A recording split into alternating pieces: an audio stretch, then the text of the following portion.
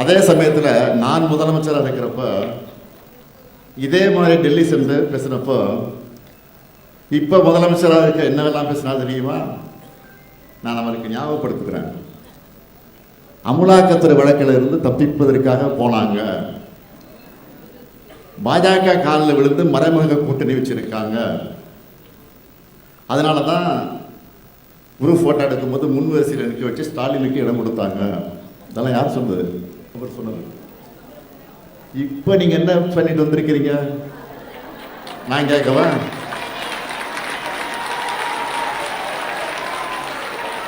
நான் கேட்குறேன். இப்போ பதில் சொல்லுங்க.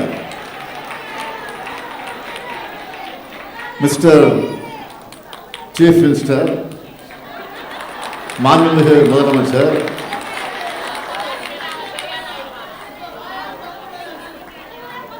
கரூர் சிபிஐ வழக்கிலிருந்து தப்பிக்க தானே நீங்க டெல்லிக்கு போனீங்களா?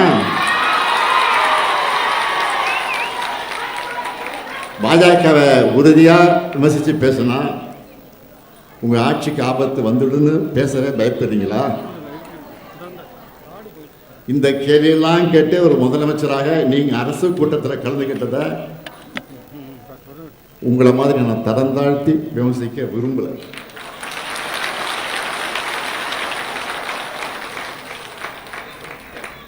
மும்மொழி கொள்கையை அமல்படுத்த அதை மறுத்த காரணத்துக்காக தமிழ்நாட்டுக்கான கல்வி நிதியை ஒன்றிய பாஜக அரசு விடுவிக்காம பிளாக்மெயில் பண்ணாங்க.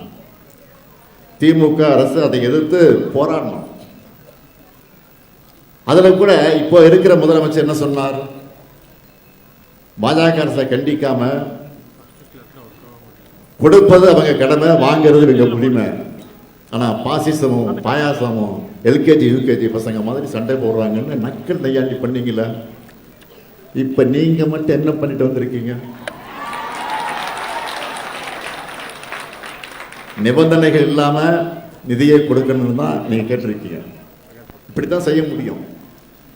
ஏன்னா இது சினிமா இல்லை, ஆட்சி நிர்வாகம். மாநில உரிமைகள் சார்ந்த எதுவாக இருந்தாலும்,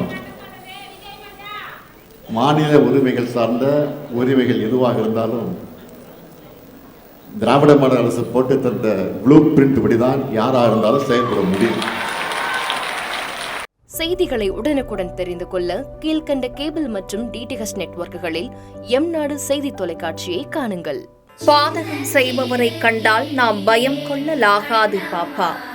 மோதி மிதித்துவிடு பாப்பா, அவர் முகத்தில் உமிழ்ந்து விடு பாப்பா. அண்மை செய்திகளை உடனுக்குடன் தெரிந்து கொள்ள இணைந்திருங்கள் எம்நாடு தொலைக்காட்சியுடன்.